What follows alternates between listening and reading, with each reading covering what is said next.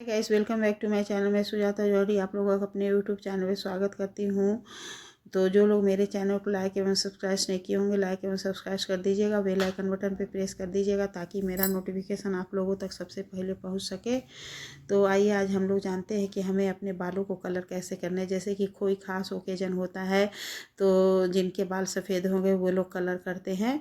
तो मैं भी आज शिवरात्रि की तैयारी में अपने बाल को कलर करने जा रही हूँ। तो आइए आज मैं आप लोगों को दिखाती हूँ मैं कौन सा कलर यूज करती हूँ और कैसे लगाती हूँ। तो ये देखिए, मैं गोदरेज का एक्सपर्ट रिच क्रीम जो होता है ब्लैक, मैं वही लगाती हूँ। तो मुझे यही सबसे आसानी लगता है, इसलिए मैं इसे ही लगाती हूँ। इसे लगाने के लिए एक बॉल, 2 प्लास्टिक का ग्लव्स, एक कंघी और एक ब्रश और एक शीशा, हमें इतनी सामग्री चाहिए अपने बाल को कलर करने के लिए। तो आइए अब हम देखते हैं कि कैसे इसे मैं यूज करती हूँ। तो सबसे पहले मैं हाथ में ग्लव्स पहन लेती हूँ। ऐसे ग्लव्स लेने से ये होता है कि जो भी मतलब है उसे जैसे कि काटूंगी और फिर उसमें डालूंगी तो ज़रा सा भी मेरे हाथ में नहीं लगेगा। और नहीं तो ऐसे आप कितना भी बचा करके करेंगी तो थोड़ा बहुत हाथ में लग ही जाता है।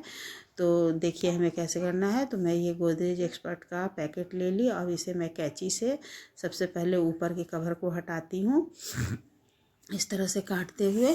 और इसे जब ये ऊपर से कवर को हटाने के बाद अंदर में देखिए 2 पैकेट होता है और 2 पैकेट होता है और एक पर्ची होता है जिसमें कि लगाने की विधि दी हुई रहती है। तो हमें क्या करना है, लगाने से पहले अपने बाल को धुल करके साफ़ कर लेना है, क्योंकि ये साफ़ बाल में ही लगाया जाता है। यदि बाल में तेल लगा रहेगा तो कलर नहीं चढ़ेगा, इसलिए बाल धुला हुआ होना चाहिए। तो ये देखिए, पहले हमें इसमें एक की क्रीम और एक ये रहता है, तो इसे दोनों काट कर पहले दोनों को मिक्स करना होता है।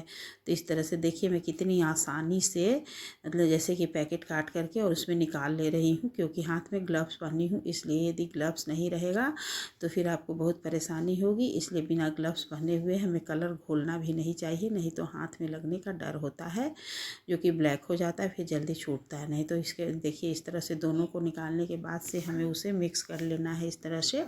और मिक्स करने के बाद हमें कुछ देर के लिए 10-15 मिनट छोड़ देना है ताकि वो कलर थोड़ा ब्लैक टाइप से हो जाए। तो तब तक ये देखिए इस तरह से मैं छोड़ना रहता है। तो मैं टेबल लगा करके बैठ जा रही हूँ और सामने शीशा रखूँगी ताकि शीशा में दिखाई दे और मैं शीशा के सामने आराम से लगा सकूँ।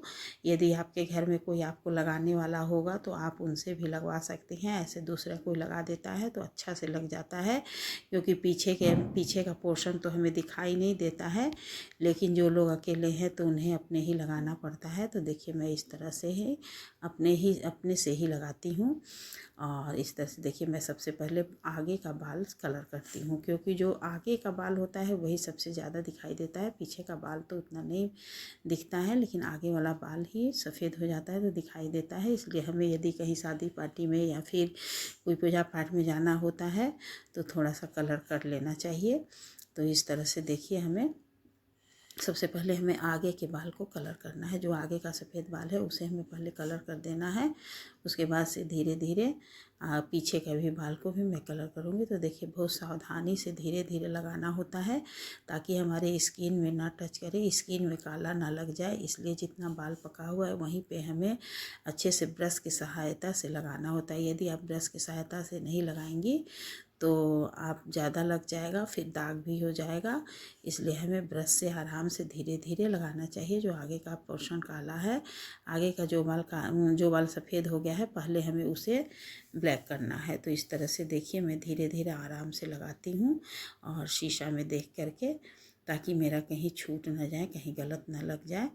उसके बाद से देखिए आप हाथ से भी सही कर सकते हैं। हाथ में ग्लव्स है तो ग्लव्स के सहारे हम ऐसे ऐसे हाथ से भी लगा सकते हैं यदि ज़्यादा जल्दी रहती है।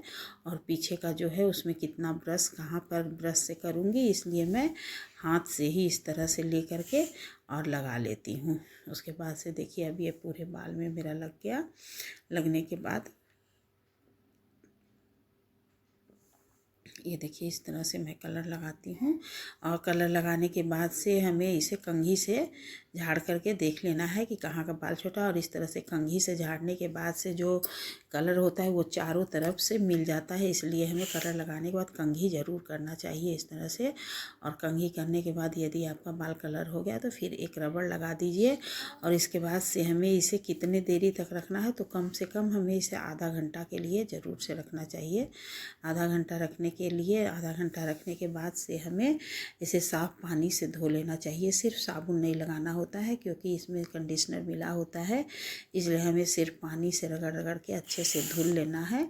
और धुलने के बाद जब सूख जाए तो शाम के टाइम में या तो फिर दूसरे दिन आप इसे में तेल लगा लीजिए और फिर उसके एक दिन बाद से आप शैम्पू कर सकती हैं। और नहीं तो ऐसे भी बाल सिल्की ही रहता है, लेकिन थोड़ा कम रहता है। और जब पूरा शैम्पू हो जाएगा तो इसमें क्योंकि इसमें कंडीशनर मिला होता है और शैम्पू भी मिला होता है, इसलिए देखिए पीछे का पोर्शन मैं हाथ में ही लगा करके इस तरह से लगाती हूँ। हाथ में ग्लव्स पहनी हूँ, हाथ से तो लगाना मुश्किल हो जाएगा, इसलिए मैं ग्लव्स पहनी रहती हूँ। तो इस तरह से पूरे बाल में अपने से मिला लेती हूँ तो हमारे पूरे बाल में लग जाता है। मैं हमेशा अपने इसी तरह से अकेले ही लगाती हूँ और अपने लगाने के बाद से अपने पतिदेव को भी लगाती हूँ। अपने पतिदेव के लिए थोड़ा सा बचा कर रखी हूँ, एक पैकेट 15 रुपये वाला घोलती हूँ तो हमारा और हमारे पतिदेव दोनों लोग का ही हो जाता है। तो देखिए इस तरह से हमें कलर करने की विधि अपनी दिखाई हूँ। आप लोग कैसे करती हैं हमें कमेंट करके ज़रूर से बताइएगा। और हमारा वीडियो ज़रा सा भी अच्छा लगा होगा तो हमें कमेंट करके ज़रूर से बताइएगा कि मैं कैसा